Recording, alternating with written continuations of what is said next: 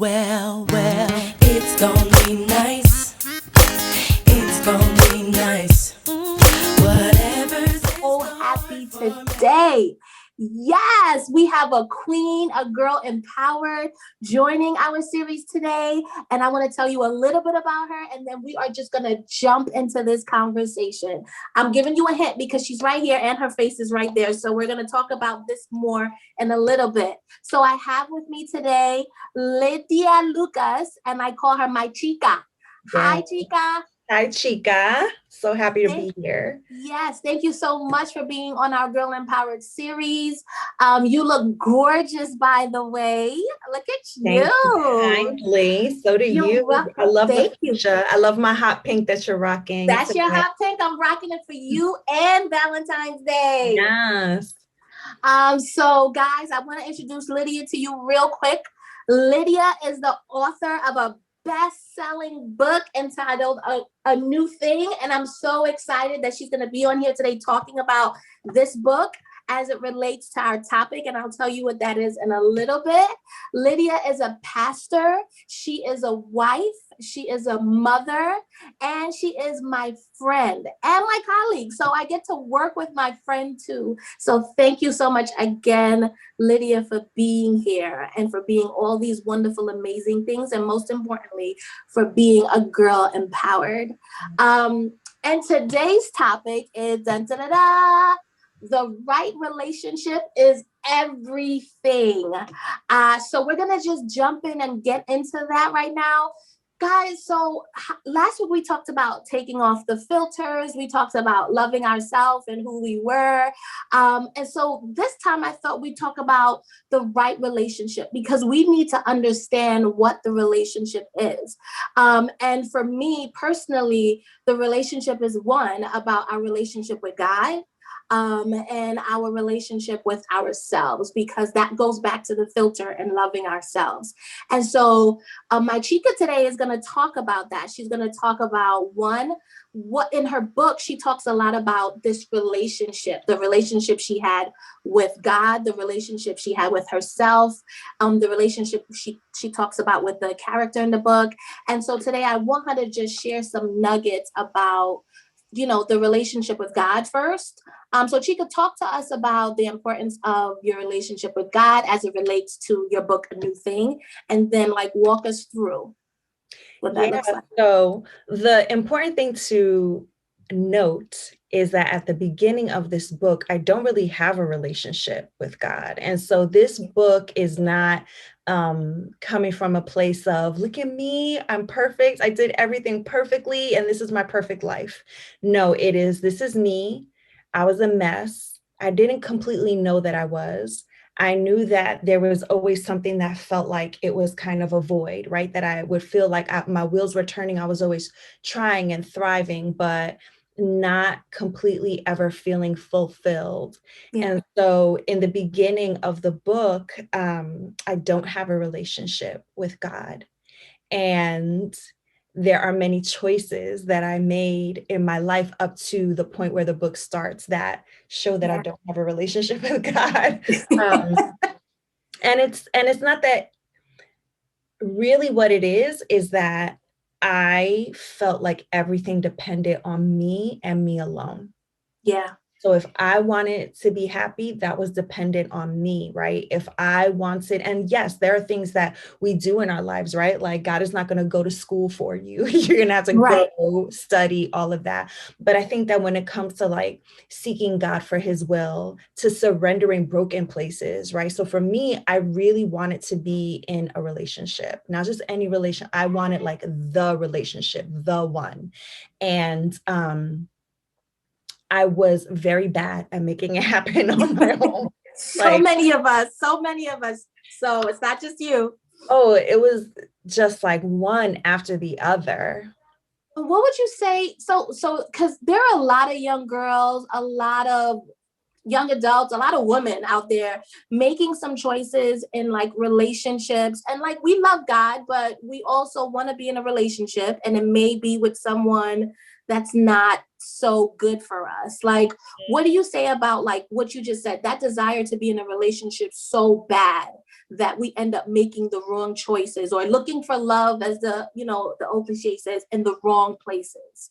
Yeah. What do you say to young girls like that, that's in that situation?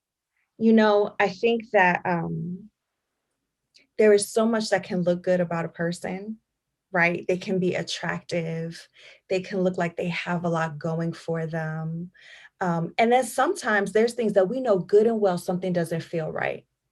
There are some times when we know that there is something that just doesn't come together, you know, or there's something that it's very obvious about the person, but we are like, they'll change for me. I can change them, right? And so I think that it's so hard to let go of something that you see right in front of your face for faith in God and knowing that you have no idea what's going to happen.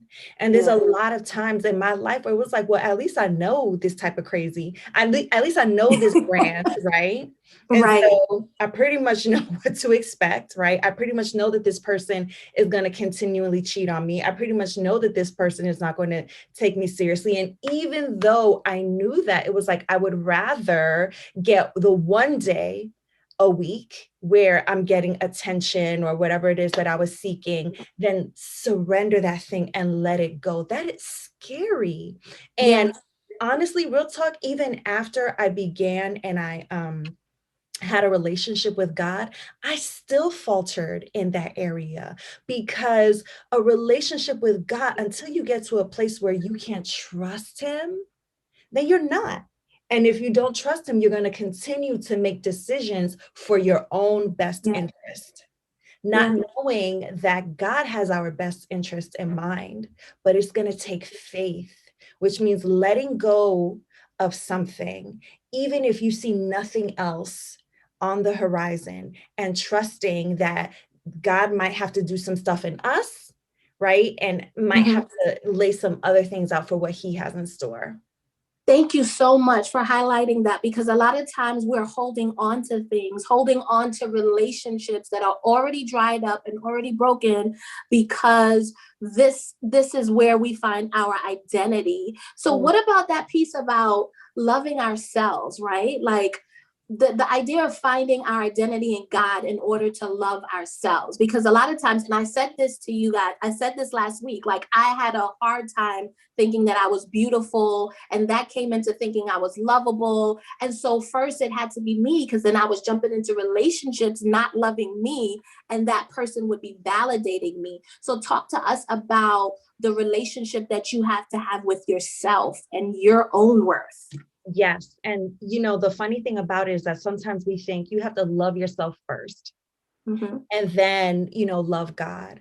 But what I found, and I think especially now when it's like self-care, do you treat yourself, you know, like all of these things that are good, those are good things, but it matters not how many facials I get. It matters not how much I go shopping. It matters not how much I work out and wear a waist trainer. It matters not how I can contour. None of that matters. And when we talk about loving ourselves, a lot of times we take it from the vantage point of how do I make myself into someone that I think is lovable. So it's not about loving myself where I am. It is about making myself into what it looks like society considers lovable. And that's not how God operates. God operates from a place of, I love you because you are. I love you. I created you. I love you and all of your flaws. I love you and all of your quirkiness, right? And when we can receive that kind of love, that's my dog. That's okay. She agrees.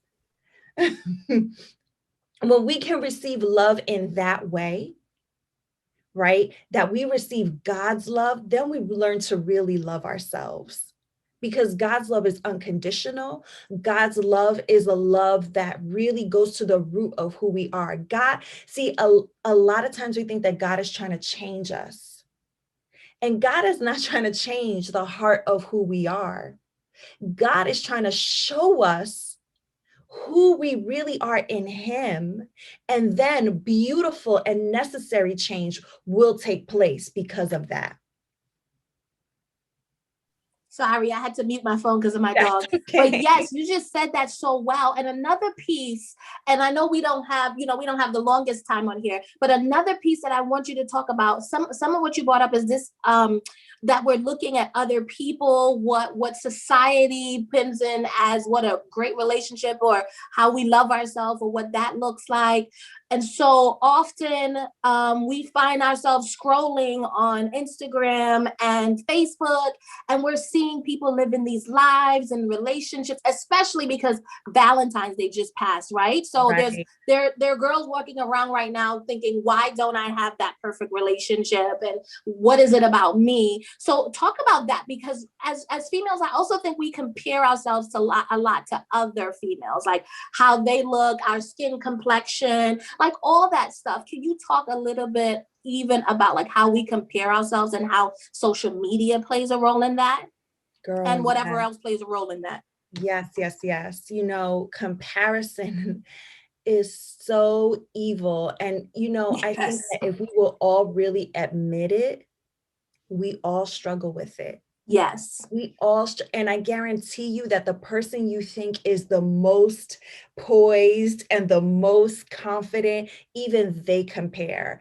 And it's hard not to, because you have this.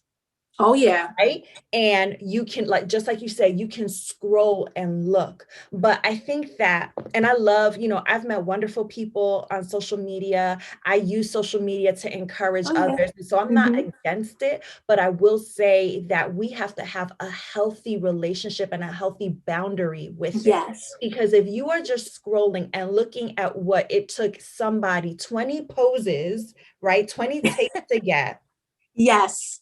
And the Lightroom filter, right? And all their different presets that they have, and the perfect outfit, and a caption that they edited, and all of that to get there. And we compare this is my moment right now in my sweatpants, with nothing much going on. Then yes, of course we're going to feel some kind of way. Yeah. And so I think that comparison, the thing we have to realize about it, one, is that what you see is not the whole story. Yes.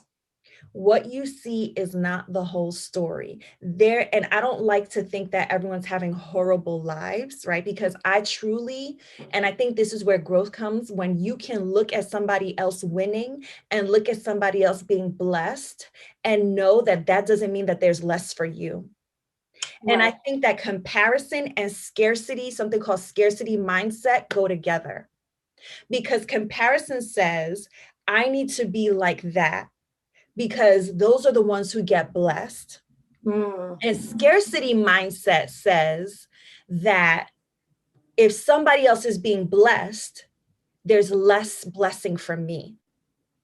So now, instead of scrolling through and gleaning nuggets from somebody and being happy for somebody, it creates bitterness, it creates jealousy, it creates self-loathing, right? Yes. And God is like, are you serious that you think that I, the God of the universe, that I run out of blessings? I love it. That you think that I'm not creative enough to make room for everybody, creative enough to know that you, with all that I created you to be, are necessary and just as important as somebody else, and all that I created her to be. And I think especially as women, we could be blessing each other so much more if we weren't comparing ourselves, if we weren't allowing ourselves to be threatened by what God is doing in somebody else. And so sometimes, honestly, we need to put the phone down for a period of time. And stop getting all these other inputs and shut it down for a certain amount of time and say, Lord, tell me who I am. Yes. Show me who I am. Love me. Me getting likes is not love. Yeah. Me having people comment, hearts and flames and all these things. That is not love. That is not sustainable. What it does, it gives me a temporary hit. So I feel good for a second. But guess what? I got to go back for more. Exactly. You got to keep And going back and so, back. right. And so only God, he says it, right? Like God says, I am the well from which you'll never thirst again. The world will leave us thirsty and constantly having to go back for more. And every time we go back for more, sometimes we compromise ourselves a little bit more. Yes. Yes, I really love that. You just said some real like deep stuff filled with so much nuggets, because I think we do walk around scrolling through, and then there's that scarcity mentality that you talked about. Like God can bless all of us, and I think that's a huge part of empowerment. Like loving myself enough to love the next person and be like, you go girl, on that platform, you do what you're doing and let me share it and let me like it and let me do that, because God is not a God of scarcity, and he's calling all of us, right? Mm-hmm. And so it's so important what you say, because I think that's a huge thing. And for a while I had to log off of all my channels, Facebook and Instagram, because I found myself scrolling, especially when I turned 30. I was like, why am I not married yet? Why don't I have kids? Why am I not doing all this stuff? And I had to truly step back and take some time with God to figure out and to love myself. I don't know why my camera just went off, but these things happen. But I had to take a chance to step back and love myself. And so I think that's a huge part of empowerment. Mm-hmm. So one last thing, Lydia, before we kind of wrap this segment up. And man, I'm so mad that I said 10 minutes, because I think we went over, and this conversation is so good and so necessary. Maybe I need to come back another time. You have to come back. There has to be a part 2. I just believe like there's not there. So everyone out there is probably not a believer in God. And, everyone might have their different sources that they're tapping into. So like, what would you say to those people, like, who may not believe in God, or, they're just like, I don't got to love God to love me. Like, what would you say to someone to encourage them? That's hard, Trisha, because let me tell you why. You can have a really good life without God. You can. We see people around us all the time who do, right? Yeah. Who make it happen, hustle hard, and end up with all of the material things and meet someone, right? And have a good relationship. And so there is that possibility. And I wanted that. I wanted what I wanted without God. But I will say that there is nothing like living it out in relationship with God. Yeah. And so if you don't, and I respect everyone's decision to believe what they want to believe. But what I will say, and I can say this as someone who didn't, right, who did not want a relationship with God. I was like, let me just go to school, shop, wear my makeup, be intelligent, get on a dating website. Like, it'll happen. Yeah. There is nothing to be compared with surrendering it to God. And so, can you love yourself? Can you take all the master classes and write affirmations and lipstick on your mirror and do all of those things? Yes, you absolutely can. But I wouldn't be true to myself. Yeah. If I came on here and said that I think that you would have a complete and joyful existence outside of a relationship with God. Yeah. And I have to say, Lydia, that I agree unapologetically. And so, thank you so much for coming and talking about, this topic that we can talk about all day, because I also want to talk to you about when people get into the friend zone and what that looks like. I want to talk about rejection, because I struggle with rejection, and I know there are people out there. So I want you to come back and talk about those things too, because a lot of us end up in the friend zone, and it's hard because it's rejection. And you talk about that in the book. And but guys, I don't want her to talk about her whole book, because then there would be no reason for you to read it. And this book is not about, and Lydia says it, this book is not about helping you to find a man or get a man in 30 days. It's not a get a man in 30 days. It's get yourself right. After you read this book, thinking about yourself, your own surrender to God, loving yourself, not comparing yourself to the other person, but just loving the other person too.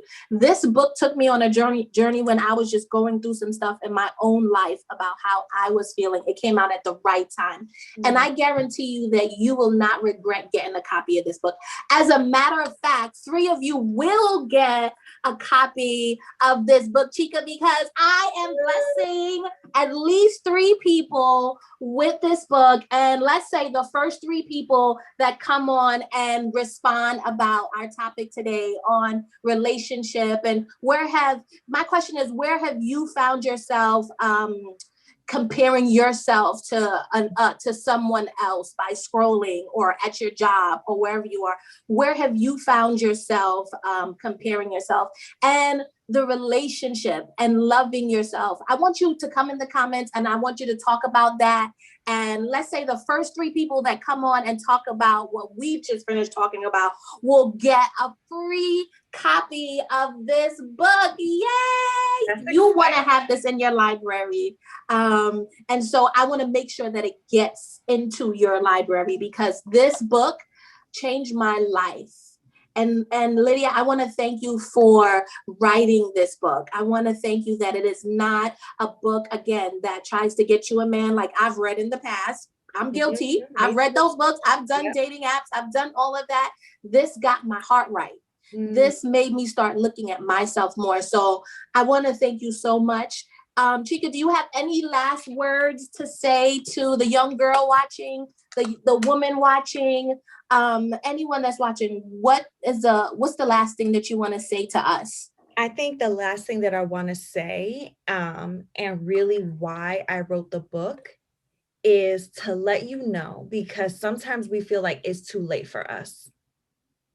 Sometimes we feel like we've made too many mistakes, or our time has passed, right? We missed out on something. And I just want to tell you that God is such a restorer. And that's what my book is about, right? To bring hope to that person who's like, I'm done. There's no hope for me. To really let you know, you'll see through my story that God is so amazing at taking things that look as though they're dead and done and breathing life into them, in us. And so that's what I want you to know. I want you to know that if you want today to start allowing God to love you, if you want today to stop comparing yourself, that it is not too late, that you could do that. Yes, thank you so much, Chica. Tell us where we can find you. Tell us where we can find your book. She is all over social media, y'all, and she wakes me up in the morning with some good nuggets. So tell us. So on Instagram, I am Lydia Lucas. And you can also find me on my website, iamlydialucas.com. And also on TikTok, I am Lydia Lucas. He's on TikTok, y'all. So please join me. I'm going to have some exciting things coming up, and I love to have discourse and conversation with folks on social media. So please. Where can we find this book for the ones that's not going to get it free? The book is available on Amazon. The book is available on barnesandnoble.com and a bunch of other booksellers, but those are the 2 main ones where you can find the book. Thank you so much, Chica. And I like to end every video with this one line. So I'm going to let you go ahead and say it this time. Yes, I am Lydia Lucas, and I am a girl empowered.